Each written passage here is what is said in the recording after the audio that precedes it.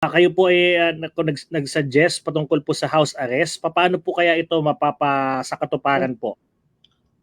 Sa utos ng husgado na nagdidinig ng kaso ni Senator Laila, pwede pong utusan ng Senado na ang place of detention ni Senator Laila ay dapat bahay niya or house arrest.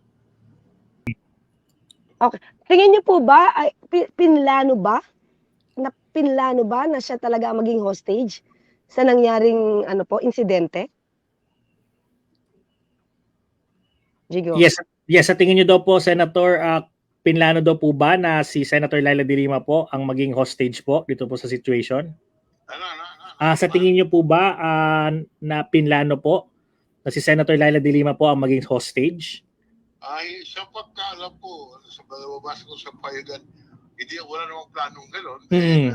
Nagkataon na tumatakbo yung isang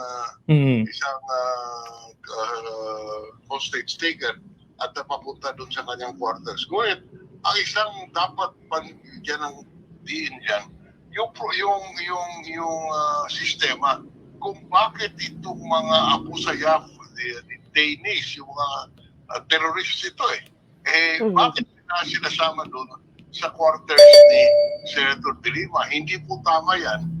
Dapat alisin sila dyan. At kahit po sa mga kuluan all over the world, mayroon pong segregation yan. Yung mga dangerous criminals ay hindi mo pinaghahalo sa mga ibang klase, sa ibang detainees. Kaya mali yan.